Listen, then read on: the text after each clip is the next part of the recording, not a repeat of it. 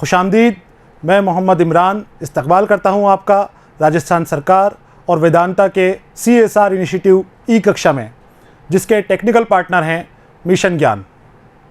बच्चों, आज की इस क्लास में हम मुताला करेंगे हमारी निसाबी किताब नवाए उर्दू के तीसरे सबक इम्तिहान की तैयारी का। हमारे पिछले वीडियो में हमने मुताला किया था हमारी इस सबक के मुसन्निफ़ मिर्ज़ा फ़रहतुल्लाह बेग की खुसूसियात के बारे में, उनकी तसानीफ़ के बारे में, उनकी सवाने उम्र के बारे में और सबक इम्तिहान की तैयारी के बारे में हमने कुछ मुख्तसर सी जानकारी ली थी। सबक इम्तिहान की तैयारी एक मज़ाहिया मज़मून है जिसमें तंज़ और मज़ाह का मज़ा है, जिसको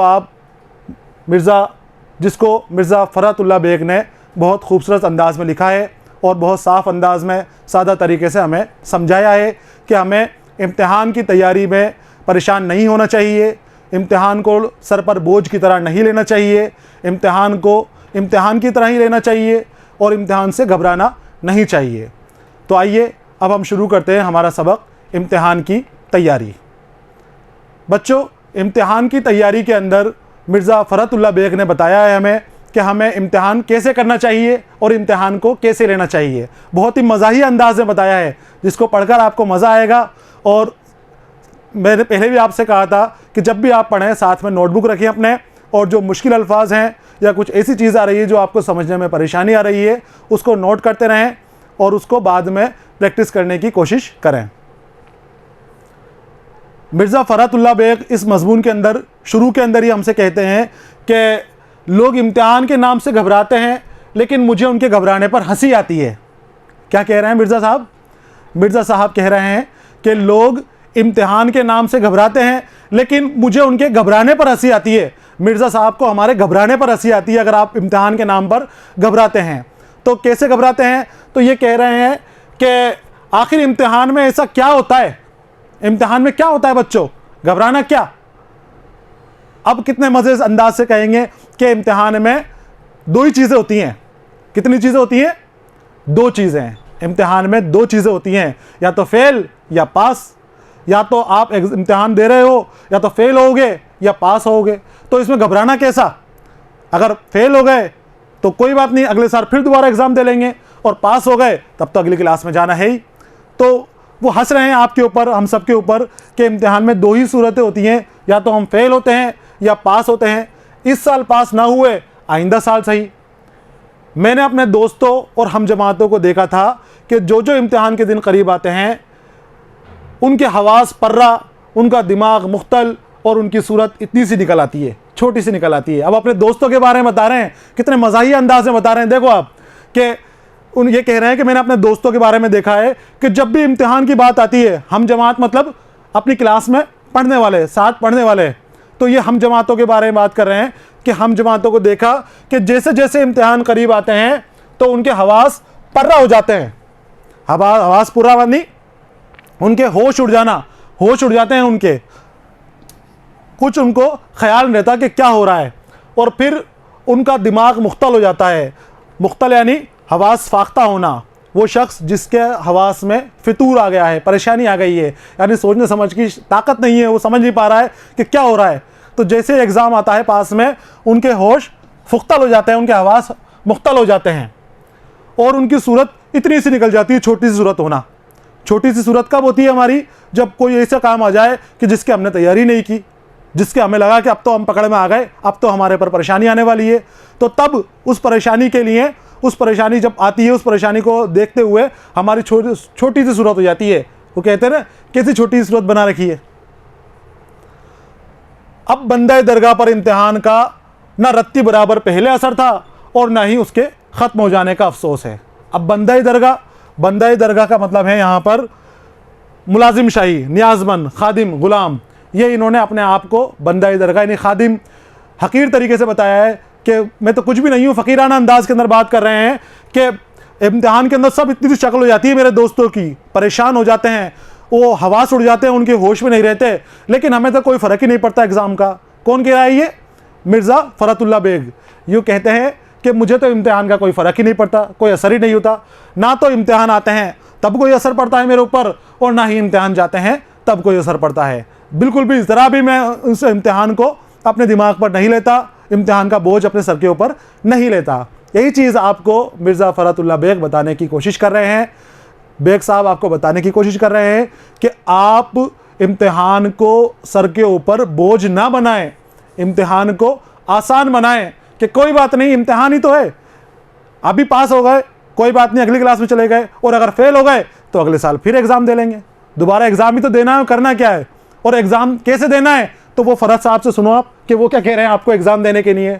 तो वो कह रहे हैं कि एग्ज़ाम की परेशानी का मुझ पर असर नहीं होता, लेकिन एग्ज़ामों में होता क्या है वो बता रहे हैं कि उम्मीदवारों का मजमा लग जाता है। मजमा यानी जमा, हुजूम, भीड़, बहुत ज़्यादा भीड़। जब एग्ज़ाम देते हैं तो एग्ज़ाम सेंटर के बाहर बहुत सारे लोगों की भीड़ होती है, मजमा होता है। तो ये बात कर रहे हैं कि बहुत सारे लोगों का मजमा लग जाता है, भीड़ हो जाती है, नई नई सूरतें देखने को मिलती हैं, अजीब अजीब ख्यालात मन के अंदर आते हैं। लेकिन ये चीज़ें इनको अच्छी लगती हैं, ये ख़राब नहीं लगती इनको। फ़रहत साहब को ये चीज़ें बुरी नहीं लगती, अच्छी लगती है कि तरह तरह लोगों की सूरतें देखने को मिल रही हैं, भीड़ भाड़ हो रही है, खूब मज़े ले रहे हैं यहाँ पर। ये ऐसी चीज़ है जिनसे कभी दिल सैर नहीं हो सकता, सैर यानी भर नहीं सकता। ये ऐसी चीज़ है जिनसे दिल कभी सैर नहीं हो सकता। भीड़ भाड़ से, मौज मस्ती से, तरह तरह की शक्लों से इंसान बैठ जाए कहीं तो वो बोर नहीं होता, बोरियत का एहसास नहीं होता। तो ये कह रहे हैं कि इनसे मैं बोर नहीं होता, जी चाहता है कि तमाम उम्र इम्तिहान हुए जाते। अब क्या कह रहे हैं ये कि मैं बोर नहीं होता, मेरा तो ऐसा मन करता है कि हमेशा ही इम्तिहान चलते रहे, कि आज किसी का, कल किसी का, परसों किसी का, पूरे साल भर इम्तिहान होते रहें। लेकिन एक शर्त लगा दी इन्होंने इम्तिहान नहीं होने के अंदर, कि इम्तिहान होते रहें लेकिन इम्तिहान हो तो साथ के अंदर पढ़ाई ना हो, सिर्फ इम्तिहान ही देना पड़े, क्योंकि ये पढ़ नहीं रहे, सिर्फ मज़े कर रहे हैं, मज़ा के अंदाज में ले रहे हैं उसको। तो आपसे कह रहे हैं कि टेंशन नहीं लेने का, जो पढ़ना है आपको जो पढ़ो, नहीं पढ़ना है कोई बात नहीं, अगली बार देखेंगे उसको। तो तमाम उम्र इम्तिहान हो जाते हैं, लेकिन पढ़ने और याद करने की शर्त हटा दी जाए। ये क्या कह रहे हैं कि मैं तो चाहता हूं कि तमाम उम्र इम्तिहान कर दिए जाएं, लेकिन वहां पर पढ़ने और याद करने की शर्त हटा दी जाए। ये आपको तलबा के नफ्सियात के बारे में बात कर रहे हैं, जिसके बारे में हमने पहले बात करा था कि वो तंज कर रहे हैं हमारे ऊपर कि जब एग्ज़ाम आता है तो हम एग्ज़ाम को बोझ बनाकर अपने सर के ऊपर रख कर घूमते हैं कि मेरे एग्ज़ाम आ रहे हैं, मेरे एग्ज़ाम आ रहे हैं, ना खाने की फ़िक्र है ना सोने की फ़िक्र है। तो ये आपको कहना चाह रहे हैं, इस तंज के अंदर आपको तंज व मज़ाक के साथ कहना चाह रहे हैं कि एग्ज़ाम तो अपनी जगह है, वो तो एग्ज़ाम को देना है, साथ में आपको अपनी सेहत के बारे में भी ख्याल रखना है, अपने आप को भी ठीक ठाक रखना है। अगर आप सेहतमंद ही नहीं रहे, तंदुरुस्ती नहीं रहे, तो फिर कैसे एग्ज़ाम देंगे। तो अब ये क्या कह रहे हैं कि साल भर एग्ज़ाम करा दो, लेकिन शर्त ये नहीं हो कि पढ़ना और लिखना पड़े। तो फिर क्या करना पड़े, इनसे सुनिए। ये अपनी कहानी बता रहे हैं कि इन्होंने कैसे करा। तो बच्चों, इन्होंने करा लॉ की क्लास। कौन सी क्लास? ला, यहां पर ला लिखा है लेकिन ये लॉ है। 2 साल में लॉ यानी कानून की क्लास का कोर्स पूरा किया, मगर किस तरह। यहां राब्ते की अलामत दी है बच्चों, ये जो अलामत है ये राब्ते की है। जब ये राब्ते की अलामत आती है, हम अलामात के बारे में आगे बहुत अच्छे से पढ़ेंगे और उसका पूरा का पूरा एक सबक है हमारा राब्ते का। और ये अलामात के बारे में जितनी भी अलामातें हम पढ़ते हैं, सख्ता वगैरह, तो इन अलामात के बारे में हमारा पूरा का पूरा एक वीडियो आएगा और सबक के अंदर जो हमारा चैप्टर है उसको हम अच्छी तरह पढ़ेंगे, उसका मुताला करेंगे अच्छी तरह। लेकिन अभी यहाँ पर जो आया है राब्ते का निशान, क्योंकि बीच के अंदर है, अभी कुछ बात बता रहे हैं, तो राब्ते का मतलब है कि अगली बात के लिए थोड़ा रुकना पड़ेगा। तो वो कह रहे हैं कि किस तरह से, तो उन्होंने करा ही लॉ, अपने बारे में बता रहे हैं कि मैंने लॉ करा। कौन? फ़रहतुल्लाह बेग साहब। बेग साहब कह रहे हैं कि मैंने लॉ करा, तो 2 साल में लॉ क्लास का कोर्स पूरा किया। उस वक्त 2 साल का होता था लॉ क्लास, तो बोले मैंने 2 साल में तो पास कर लिया ये कोर्स। लेकिन किस तरह किया? शाम को यारों के साथ टहलने निकलता। क्या कह रहे हैं? शाम को यारों के साथ टहलने निकलता, फिर वापसी के वक्त लो क्लास में झांक आता। अब जब टहलने के बाद आ रहे हैं, उसी वक्त इनकी क्लास का टाइम हो गया। अब क्लास में क्या करना है कि बाहर से ही झांक लिया कि क्या चल रहा है अंदर। अब वहाँ दोस्ती कर रखी 2-3 लोगों से क्लास के अंदर, तो हाज़िरी की इनकी परेशानी आ नहीं रही, हाज़िरी वो लगवा देते हैं। और जो इनके मास्टर साहब हैं वो पढ़ाने के अंदर इतने मशगूल हैं कि उनको कुछ पता ही नहीं कि पीछे क्या हो रहा है। तो ये बता रहे हैं कि वापसी जब आते हैं घूम घूम के, सुबह निकल गए घूमने के लिए अपने दोस्तों के साथ, और जब घूम के वापस आ रहे हैं तो उस वक्त ये क्लास में झांक रहे हैं, देख रहे हैं कि क्या हो रहा है क्लास के अंदर। अब क्या हो रहा है, तो मुंशी साहब दोस्त थे, इनके एक दोस्त थे मुंशी साहब, तो इनको जो इनकी हाजिरी है वो मुंशी साहब ही लगवाते थे। मुंशी साहब ने भी इनका काफ़ी साथ दिया है। और लेक्चरार पढ़ाने में मुस्तगरिक यानी गर्क, डूबा हुआ, गर्क हो जाना, उस काम का पता नहीं रहना कि मैं कहाँ पर हूँ। तो मुंशी साहब पढ़ाने में इतने गर्क हैं कि उनको ये नहीं पता कि पीछे क्या हो रहा है। पीछे से वो बोलते हैं कि फ़रहतुल्लाह बेग, तो उनकी फ़रहतुल्लाह बेग तो गैर हाजिर क्लास से, तो हाजिरी कौन लगवा रहा है, उनकी हाजिरी लगवा रहे हैं मुंशी साहब। हाजिरी कौन लगवा रहा है, मुंशी साहब। तो मुंशी साहब हाजिरी लगवा देते हैं, उनको क्लास में जाना नहीं पड़ रहा, पढ़ना नहीं पड़ रहा।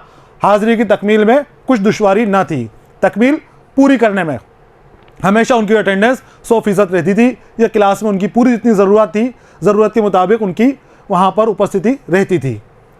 अब आप ही बतलाइए कि लॉ क्लास में शरीक होने में मेरी किस मशगले में फ़र्क आ सकता था। अब बताइए आप कि जब काम चल रहा है, क्लास जाना नहीं पड़ रहा, हाज़िरी हो रही है और पढ़ाई जो घर बैठे हो रही है, तो फिर अब जाने का मतलब क्या है। तो उनके कोई शौक़ में कसर हो रही है, कोई काम बाकी पड़ रहा है उनका, कुछ भी काम बाकी नहीं पड़ रहा, सारे काम पूरे हो रहे हैं वैसे ही जैसे पहले होते थे। तो ये कह रहे हैं कि मैंने तो बड़े आराम से लॉ किए, परेशान नहीं हुआ मैं लॉ करने के अंदर।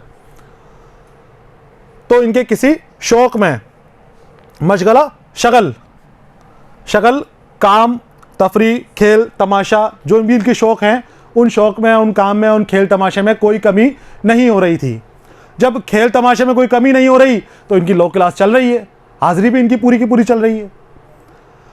अब वालिद साहब इनके खुश हैं बड़े।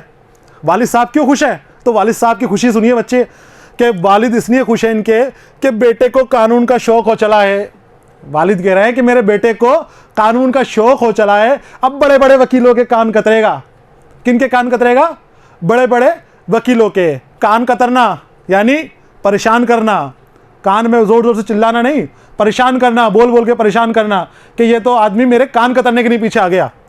तो ये कहते हैं, आपके वालिद साहब कहते हैं कि मेरा बेटा अब बड़े बड़े वकीलों के कान कतरेगा, इसको शौक़ हो चला है। जबकि इन्होंने लॉ में एडमिशन इसलिए लिया था कि 2 साल का कोर्स था, और 2 साल में इन्होंने देखा था कि स्कूल जाना नहीं पड़ता, कॉलेज जाना नहीं पड़ता, हाज़िरी वगैरह हो जाती है, तो कुछ नहीं लॉ ही कर लेते हैं। तो आपके वालिद साहब खुश थे कि मेरा बेटा लॉ कर रहा है और बड़े बड़े वकीलों के कान कतरेगा। अब उनको असलियत तो पता नहीं कि मेरा बेटा कर क्या रहा है। किसी ज़माने में बड़े बड़े वकीलों के कान कतरेगा। हम भी बेफिक्र थे कि चलो 2 बरस तक तो कोई इम्तिहान के लिए कह ही नहीं सकता, क्योंकि उसके इम्तिहान एक साथ होते थे। तो ये बेफिक्र अंदाज में पूरा टाइम मिल गया इनको। 2 साल तक क्लास चलेगी, मज़े से क्लास हो रही है, हाज़िरी वगैरह सब लग रही है, शौक़ सारे चल रहे हैं, खूब घूम रहे हैं, फिर रहे हैं, खेल रहे हैं, कूद रहे हैं, मटर गश्तियाँ कर रहे हैं। कोई एग्ज़ाम के लिए कहने वाला नहीं है, क्योंकि 2 साल तक एग्ज़ाम नहीं होंगे। देखा कितना मज़ा आया इनके मज़े के अंदर। इसीलिए इनको सफ़े अव्वल का तंज़ मज़ा निगार कहा जाता है। अब बाद में देखिए कौन जीता है और कौन मरता है। ये कहते हैं कि 2 साल तक तो एग्ज़ाम के लिए कोई कहेगा नहीं, अब बाद में देखेंगे कौन जीता है कौन मरता है। किसने देखा 2 साल बाद क्या होने वाला है, बोले 2 साल की 2 साल बाद सोचेंगे। इस तरीके की सोच से इन्होंने तरकीब की। आप ऐसा करोगे नहीं, आप मुकर्रर वक्तों पर अपने काम करोगे, आप अपने हिस्सों को बांट लोगे कि जब मज़ा करना है तो मज़ा करना है, और जब पढ़ाई करनी है तो पढ़ाई करनी है, जब काम करना है तब काम करना है। लेकिन ज़माना आंख बंद किए गुजर जाता है। 2 साल ऐसे गुजरे गए जैसे हवा। 2 साल कैसे निकल गया वक्त, समय निकलता चला गया, और ऐसे निकला जैसे पता ही नहीं चला, हवा की तरह निकल गया। कि कल की बात लगती है कि 2 साल पूरे हो गए इनके। 2 साल पूरे हो गए तब एग्ज़ामों का टाइम तो आएगा ही। एग्ज़ामों का टाइम आया तो क्या होता है, लॉ क्लास का सदाकतनामा भी मिल गया। लॉ क्लास का सदाकतनामा भी इनके हाथ में आ गया। सदाकतनामा कहते हैं बच्चों वफादारी और सच्चाई की सनद, सबूत। लेकिन यहाँ पर सदाकतनामे से इस्तेमाल किया है जो एग्ज़ाम का इनके पर्चे का टाइम टेबल है, उससे इनकी एग्ज़ाम के उससे फरमान से मुराद है यहाँ पर कि उनका सदाकतनामा आ गया, यानी एग्ज़ाम का टाइम आ गया, अब एग्ज़ाम तो देना ही है। अब एग्ज़ाम कैसे देंगे, पढ़ाई तो की नहीं पूरे साल, पूरे 2 साल इन्होंने मटर गश्तियों में इधर उधर झूमने खेलने कूदने में निकाले, तो अब कैसे एग्ज़ाम देंगे, कैसे एग्ज़ाम देंगे। फ़रहतुल्लाह बेग ही बताएंगे आपको कि कैसे एग्ज़ाम देंगे। अब क्या था, वालिदैन इम्तिहान की वकालत की तैयारी के लिए सर हो गए। अब क्या कह रहे हैं कि आपका वकालत का इम्तिहान सर पर आ गया है, चलो तैयारी करो, इम्तिहान की तैयारी करो और इम्तिहान दो। अब इनको फिर होश आवाज़ घूम, बोले ये क्या हो रहा है, मैंने पढ़ाई तो की नहीं और इम्तिहान देना पड़ेगा, और इम्तिहान दे दिया तो पता चल जाएगा। लेकिन मिर्ज़ा साहब कहाँ खबर करने वाले थे, कहाँ फ़िक्र करने वाले थे। तो मिर्ज़ा साहब ने मगर ये कह रहे हैं कि मगर मैं भी एक ज़ात शरीफ हूँ। ज़ात शरीफ का यहाँ पर इन्होंने इस्तेमाल किया है अपने आप की तारीफ़ के लिए कि मैं कोई कम इंसान नहीं हूँ। यहाँ पर इनके माना के अंदर हम देखें तो मानों में चालाक, मुफसिद और शरारती। ये कहते हैं कि मैं कोई कम आदमी नहीं हूँ, ज़ात शरीफ हूँ, मेरे को ही पता है कि क्या करना है, मैं जानता हूँ कि कैसे माँ बाप को बनाता हूँ मैं बेवकूफ़। तो यहाँ पर वो क्या कर रहे हैं कि मैंने तकाजा किया कि अलहदा कमरा मिल जाए तो मेहनत करूँ। क्या बोले, ये बोल रहे हैं कि मैं भी कम नहीं हूँ। माँ बाप ने कहा पढ़ाई करो, चलो अब तो घर पे बैठो, एग्ज़ाम का टाइम आ गया है। तो इन्होंने कहा कि नहीं, मुझसे घर की भीड़ भाड़ में, इसमें उधमदाड़ में पढ़ाई नहीं होती, मैं तो अलग कमरा लूँगा तब पढ़ाई करूँगा, अलग कमरा लाओ मेरे लिए। अब फिर सर पे आफत, बोले अब क्या करें, अलग कमरा कहाँ से दें। उस वक्त इतने कमरे होते नहीं थे इनके घर के अंदर के अलग से इनको अलहदा कमरा दिया जाए। तो आपने अलहदा कमरे की सिफारिश की, लेकिन अलहदा कमरा आपको नहीं मिल पाया। अब ये क्या कह रहे हैं कि बाल बच्चों की गिड़बिड़ में मुझसे कुछ नहीं हो सकता। घर में छोटे बच्चे थे, वो उधमदाड़ करते होंगे, तो इन्होंने कहा कि इन बच्चों की उधमदाड़ से मुझे पढ़ाई नहीं होती, मुझसे नहीं पढ़ा जाता, मुझे तो आप अलग कमरे का इंतज़ाम करेंगे तभी मैं पढ़ूंगा। तो जब आपने अलग कमरे का तकाजा किया और गड़बड़ का उनको बताया माँ बाप को, तो माँ बाप ने 3 रोज़ इसी बहाने से आपने काट दिए माँ बाप के सामने। 3 रोज़ इसी हीले से काट दिए। हीले से टालना मतलब होता है बच्चों बहाने से टालना। हीला कहते हैं बहाने को, कोई भी बहाना बनाकर टालना, उसको हीला कहते हैं। तो यहाँ पर आपने बहाना बनाया। क्या बहाना बनाया कि मुझे अलहदा कमरा चाहिए। किसने बहाना बनाया? क्योंकि माँ बाप आपको पढ़ने की ताकीद कर रहे थे। जब माँ बाप आपको पढ़ने की ताकीद कर रहे थे तो आपने बहाना बना दिया, हीला बना दिया और हीले से टाल दिया कि नहीं, मैं ऐसे नहीं पढ़ूंगा, मुझे तो अलग कमरा दो, मैं तब पढ़ूंगा। कुछ दिन बाद जो आपकी बड़ी भी थी, उन्होंने अपने सोने का कमरा आपके लिए खाली कर दिया। जो आपके घर में बड़ी भी थी, उन्होंने आपके लिए पढ़ाई के लिए अपना सोने का कमरा खाली कर दिया। और अब मैं दूसरी चाल चला। देखो, कम नहीं है मिर्ज़ा फ़रातुल्लाह बेग, कम नहीं है। पहले तो पूरे साल निकाल दिए, 2 साल निकाल दिए, क्लास से पढ़ाई नहीं करी, और उसके बाद जब पढ़ाई का वक्त आया तो बहाने बना दिए कि अलग कमरा चाहिए। अब माँ बाप ने जैसे तैसे करके उनके लिए एक अलग कमरे का भी इंतज़ाम कर दिया। अलग कमरे का इंतज़ाम जब कर दिया तो फिर अब आपको फिर दूसरी चाल सूझी कि अब क्या करना है। तो अब मैं दूसरी चाल चला। वो खुद के नहीं कह रहे हैं, अब मैं दूसरी चाल चला। क्या चाल चले कि दरवाज़ों में शीशे थे, दरवाज़ों में शीशे थे। उन शीशों पे आपने क्या किया? कागज़ चिपका दिए, अखबार चिपका दिए। कहाँ पर? दरवाजे के शीशों के ऊपर अखबार चिपका दिए, जिससे कोई देख नहीं पाए कि अंदर क्या हो रहा है। उन पर कागज़ चिपका दिया। लैंप रोशन करके आराम से 7 बजे सो जाता और सुबह 9 बजे उठता। कागज़ चिपका दिए और लैंप जला दिया कि जिससे रोशनी रहे कमरे के अंदर, और 7 बजे आराम से बिस्तर तान के, चादर तान के अपने पर सो जाते और सुबह 9 बजे तक सोते रहते। और बाहर से रोशनी कर दी, घर वाले सोच रहे हैं कि हमारा बच्चा पढ़ रहा है, हमारा बेटा पढ़ाई कर रहा है, गर्क हो रहा है पढ़ाई के अंदर। अगर किसी ने आवाज़ दी और आँख खुल गई तो डांट दिया कि खामखा मुझे परेशान मत किया करो।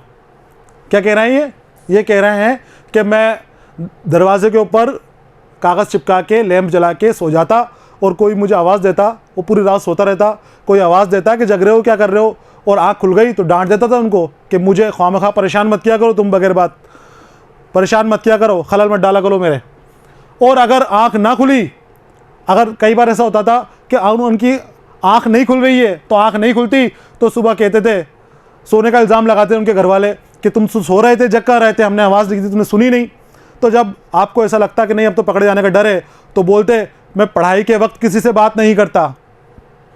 एक और बहाना कि मैं पढ़ाई के वक्त किसी से बात नहीं करता और मुझे टोका ना करें, दोबारा किसी ने दिक्कत की तो। अगर यहाँ पर दिक का इस्तेमाल किया है, दिक बीमारी के लिए इस्तेमाल होता है, लेकिन यहाँ पर परेशानी के लिए इस्तेमाल हुआ है। दिक एक बीमारी होती है जो फेफड़ों में लगती है, जिसको टीबी भी कहते हैं हम। तो दिक एक बीमारी, खलल डालना, परेशान करना, रुकावट डालना, खामखा बगैर बात, जो अभी हमने उस ऊपर इस्तेमाल किया, मैंने आपको बताया जो। तो मुझे कोई दिक ना करें, कोई परेशान ना करें मुझे। तो अब तरह तरह के बहाने वो इसलिए बना रहे हैं वो, ताकि उनको पढ़ना ना पड़े, एग्ज़ाम ना देना पड़े। लेकिन फिर भी एग्ज़ाम तो एग्ज़ाम है, इम्तिहान तो होना ही है, इम्तिहान तो होगा, होकर रहेगा। अब होगा तो किस तरह से देते हैं वो देखिए आप। बाज़ वक्त वालिद वालिदा कहते हैं कि इतनी मेहनत ना किया करो। अब उनको लग रहा है कि हमारा बेटा तो देखो रात भर लैंप जला के पढ़ाई कर रहा है, लैंप जला ली और रात भर पढ़ रहा है हमारा बच्चा अंदर कमरे में बैठा हुआ, उसको कुछ होश नहीं है दुनियादारी का, इतनी पढ़ाई कर रहा है। तो माँ बाप आते, माँ बाप शफ़क़त से बात करते, प्यार करते और बोलते कि बेटा इतना मत पढ़ा करो, कम पढ़ा करो थोड़ा। तो माँ बाप से कहते कि देखो ज़माना कितना तरक्की कर रहा है, कोई कहाँ जा रहा है, कोई कहाँ जा रहा है, और मैं यहीं बैठा हुआ हूँ, हम यहीं रह जाएंगे, पीछे रह जाएंगे। तो नहीं, हमें पढ़ना चाहिए, आप मुझे पढ़ने दिया करें, मुझे परेशान ना किया करें। माँ बाप को इस तरह से उनको, माँ बाप के बारे में वो माँ बाप को इस तरह से बातें बता दिया करते थे और ज़माने की तरक्की का नक्शा खींच कर उनका दिल खुश कर दिया करते थे। इस तरह से वो माँ बाप को खुश कर देते थे। खुदा करके ये मुश्किल भी आसान हो गई और इम्तिहान का ज़माना करीब आया। धीरे धीरे अल्लाह अल्लाह करते करते ये परेशानी भी दूर हो गई। कौन सी परेशानी? कि रात को सोना और फिर सुबह माँ बाप का बोलना, तो ये पढ़ाई का जो दिक्कत थी घर में बंद होके, तो ये धीरे धीरे ये टाइम भी हो गया, ये टाइम हो गया, तो एग्ज़ाम का वक्त आ गया। खुदा अल्लाह अल्लाह करते करते इन्होंने ये टाइम निकाला, कहीं पढ़ा था ही नहीं, ना पढ़ने का मन था। तो ये वक्त निकल गया, एग्ज़ाम करीब का महीना करीब आ गया, एग्ज़ाम करीब आ गए। तो मैंने बहुत कहा कि अभी मैं इम्तिहान के लिए जैसा चाहिए वैसा तैयार नहीं हूँ। अब जब इम्तिहान का वक्त करीब आ गया तो माँ बाप ने कहा कि इम्तिहान दो, तो लेकिन आपने क्या कहा कि नहीं, अभी मैं इम्तिहान के लिए तैयार नहीं हूँ, अभी तो मुझे और वक्त चाहिए, मैंने पढ़ाई नहीं करी। अभी पढ़ाई करी है मैंने, ऐसे बोल रहे मैंने पढ़ाई करी है, लेकिन मैंने उतनी नहीं करी जितनी एग्ज़ाम के लिए चाहिए, मैंने कम पढ़ाई करी है, मैं अगले साल दूंगा एग्ज़ाम। ऐसे माँ बाप से फिर ये कह रहे हैं। तो लेकिन मुसलसल हाज़िरी ला क्लास, मुसलसल हाज़िरी ला क्लास, लगातार बार बार लॉ क्लास में जाना। अब ये तो ये जानते हैं कि इन्होंने लॉ क्लास में कहाँ गए थे, ये तो दूर से झांकते थे लॉ क्लास में कि क्या हो रहा है अंदर, और मुंशी साहब उनकी हाज़िरी लगा देते थे। लेकिन माँ बाप को तो ये पता था कि हमारा बेटा तो रोज़ कॉलेज जाता है, रोज़ लॉ पढ़ रहा है, अच्छी पढ़ाई कर रहा है, और रात भर शबाना रोज़ रात और दिन की मेहनत, कि हमारा बेटा तो रात और दिन मेहनत कर रहा है, लग के पूरी तरह से तैयारी कर रहा है, अब तो वो फेल हो ही नहीं सकता, बहुत अच्छी तैयारी हो गई। और ये कैसा आदमी है कि अभी भी कह रहा है कि मेरी तैयारी कंप्लीट नहीं हुई। तो वो उसको कहते हैं कि अब तुम एग्ज़ाम दो। उनके दिल के ऊपर सिक्का बैठा रखा था। किसने सिक्का बैठा रखा था? आपकी तैयारी ने, जो आपने तैयारी कर रखी थी, इसने आपके दिलों पर सिक्का बैठा रखा था। सिक्का बैठाना, रौब कायम करना, हुकूमत जमाना, अपने असर में ले लेना उस चीज़ को। तो उनके दिलों पर सिक्का बैठा हुआ था कि हमारा बेटा तो बहुत अच्छी तैयारी कर रहा है, रात और दिन लग के मेहनत कर रहा है, उसको ना खाने का होश है, ना पीने का होश है, ना सोने की फ़िक्र है, ना कुछ और ख्याल आता है इसको, ना कोई खेल कूद, कुछ नहीं है, ये तो दिन भर पढ़ाई कर रहा है। तो जब पढ़ाई कर रहा है तो देखिए फिर किस तरह से एग्ज़ाम देते हैं। तो उनके माँ बाप कब मानने वाले थे, इन्होंने माँ बाप को समझाया कि नहीं मैं एग्ज़ाम नहीं दूंगा, लेकिन माँ बाप माने नहीं, बोले नहीं एग्ज़ाम तो तुझे देना पड़ेगा। अब एग्ज़ाम देना पड़ेगा, तो फिर भी एहतियातन अपने बचाव के लिए उनसे कह दिया कि अगर मैं फ़ेल हो जाऊं तो उसकी ज़िम्मेदारी मुझ पर ना होगी। कितना बड़ा बहाना बना रहे हैं फिर से फरहत बेग साहब, कि ये कह रहे हैं, पहले तो इन्होंने कह दिया कि नहीं मैं एग्ज़ाम नहीं दूंगा, फिर भी माँ बाप को पता था कि भाई हमारा बच्चा मेहनत कर रहा है। कैसे ही पता था चाहे से, तो इनको जब पता था कि हमारा बच्चा मेहनत कर रहा है, तो इन्होंने क्या कहा, अपने माँ बाप से बहाना बना दिया कि वैसे तो मैं एग्ज़ाम देना नहीं चाहता, लेकिन अगर आप इतना ज़ोर डाल रहे हो तो मैं एग्ज़ाम तो दे लूँगा, लेकिन मेरी तैयारी अच्छी नहीं है, और अगर मैं फ़ेल हो गया तो मैं ज़िम्मेदार नहीं हूँ इसका, तुम ही ज़िम्मेदार हो, तुम मुझसे एग्ज़ाम दिला रहे हो। इस तरीके से ये अपने माँ बाप को कहकर एग्ज़ाम के लिए तैयार हुए। अब ये अपने माँ बाप से कह दिया इन्होंने कि मैं अभी एग्ज़ाम के अपने आप को काबिल नहीं समझता, इम्तिहान के काबिल नहीं समझता। लेकिन वालिद साहब मुस्कुरा कर बोले। अब बेचारे आपके वालिद साहब बहुत सीधे शख्स, बहुत सच्चे शख्स, वो आपसे क्या कहते हैं, वो कह रहे हैं कि इम्तिहान से क्यों डर जाते हो।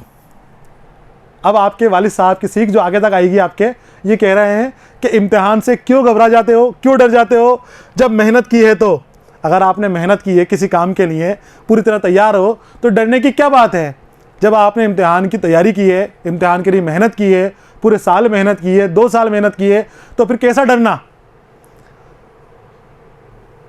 तो इम्तिहान में शरीक भी हो जाओ, इम्तिहान से डरो मत, मेहनत की है तो शरीक भी हो जाओ इम्तिहानों के अंदर। और कामयाबी और नाकामयाबी खुदा के हाथ है। आपके वालिद ने कहा ये कामयाबी या नाकामयाबी खुदा के हाथ है।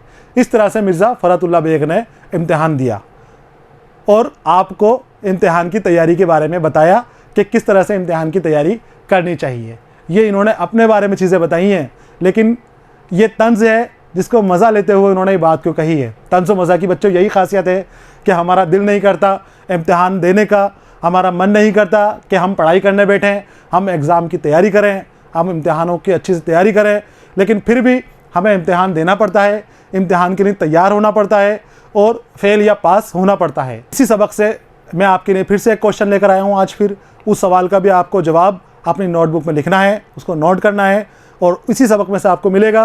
पीछे से अपनी किताब से देखिए, नवाए उर्दू से, और इस वीडियो से देखिए और उसको सवाल को हल करने की, उसका जवाब ढूंढने की कोशिश कीजिए। आसान सा सवाल है, सबक इम्तिहान की तैयारी का मतलब अपनी ज़ुबान में लिखिए कि इसमें फ़रहतुल्लाह बेग आपसे क्या कहना चाहते हैं, आपसे किस तरह से इम्तिहान की तैयारी के बारे में कह रहे हैं और आपसे क्या चाहते हैं। ये सब चीज़ें आपको अपनी निसाबी किताब से ढूंढकर अपनी नोटबुक में नोट करनी है। तब तक के लिए अलविदा।